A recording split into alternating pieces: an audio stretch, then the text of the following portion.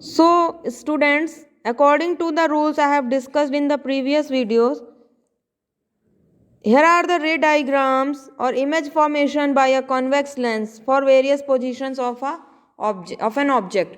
Means object will be placed at different positions and image is going to form.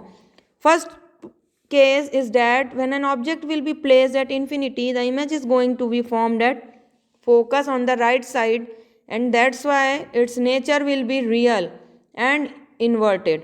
The size of the image will be highly diminished, means point size image is going to be formed. This was actually the rule number 1 also, in which I have shown you that when an object was placed at infinity, the image was forming at focus. Second case, let's move to the second case.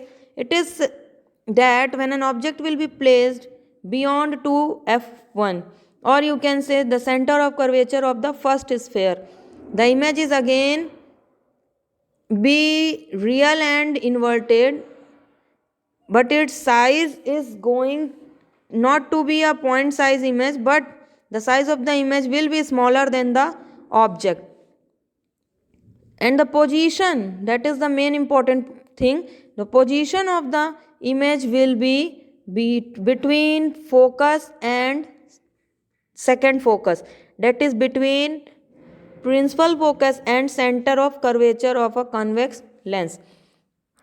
This is the third case in which it has shown that the object is placed at the center of curvature or 2f1, the image will be formed at the 2f2 on the other side. Next thing is that you have to keep in mind that in this case the size of the object and image are same, nature will be real and inverted. Next case here shown is that the object is placed between 2f1 and f2, then the image will be formed beyond 2f2, means beyond the second curvature on the right side. Each of the image is forming at the right side, and that's why I have told that the center of means convex lens is having real focus. In this case, size of the image is going to be larger than the object. Each of the diagram will be more clear to you if you will draw it more and more, means more and more practice will make you clear. Next case says that object is at focus, then the image will be at infinity, just the opposite case of the first one, means this is the opposite case of first case in which the object was placed at infinity. Here object is placed at focus and image is forming at infinity. Size of the image will be enlarged in this case, and nature is again real and inverted until and unless image in convex lens case is not going to be formed on the left side, its nature is not going to be virtual.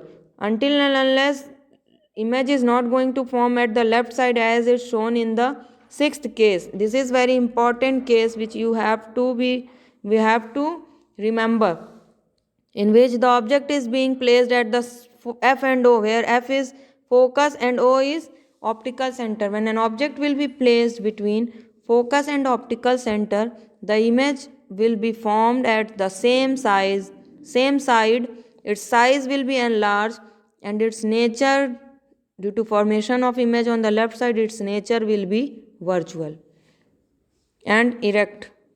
These were the 6 cases related to the convex lens, means image formation by a convex lens.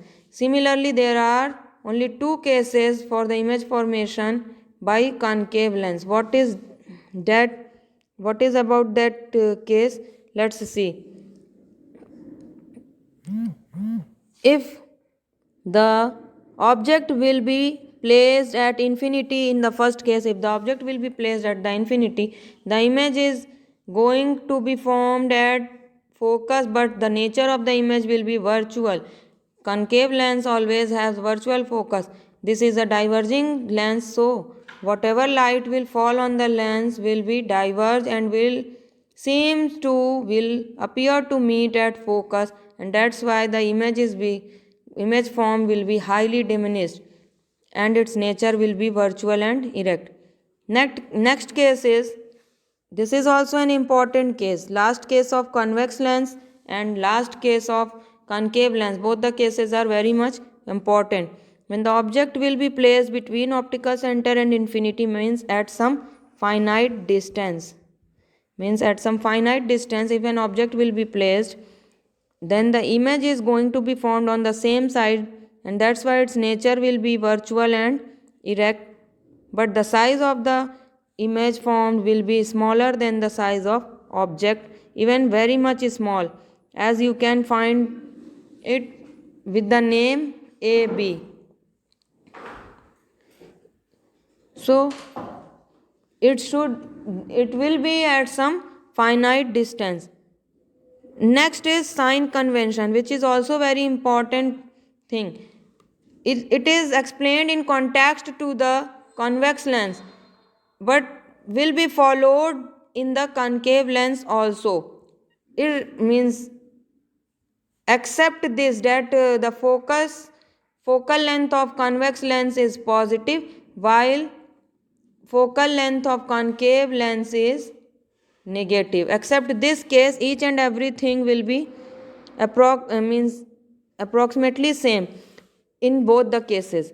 First is saying all distances are measured from the optical center. This you know that either we are measuring any distance on the right side or we are measuring any distance on the left side, distances will be will be measured from optical center O only. Next point is that the distances measured in the same direction as the incident light are taken positive. All the distances measured in the direction of incident ray, means in this direction, will be taken as positive, while in this direction distances will be negative. This is the direction of incident ray and this is the direction opposite to the incident ray. Next point is that heights measured upward, means this is a principal axis, and in the upward direction whatever height will be measured will be positive. In the downward direction whatever height will be measured will be negative.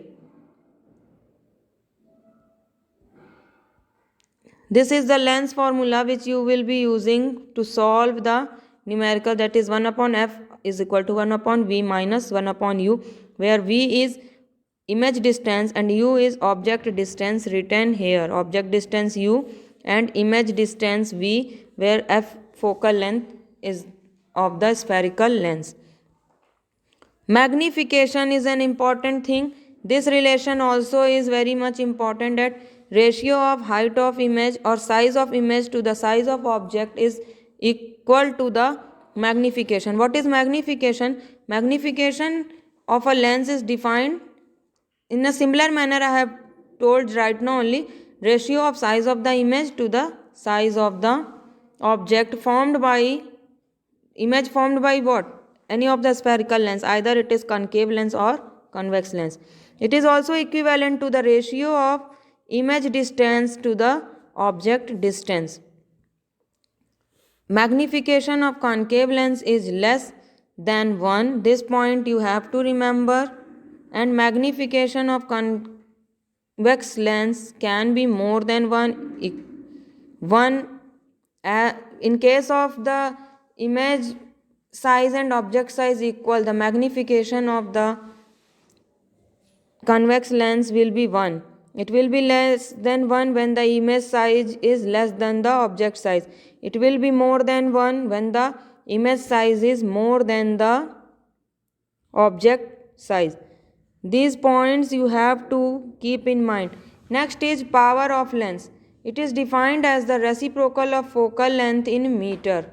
Means focal length should always be in meter, then only power in diopter will be acceptable.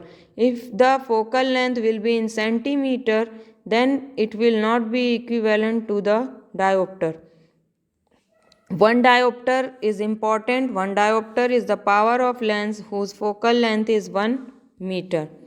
Then only 1 diopter of power will be defined. Focal length for convex lens is positive. So power of convex lens is always positive. Same thing. And if focal length is negative, then power of lens will also be negative. That will be in case of concave lens.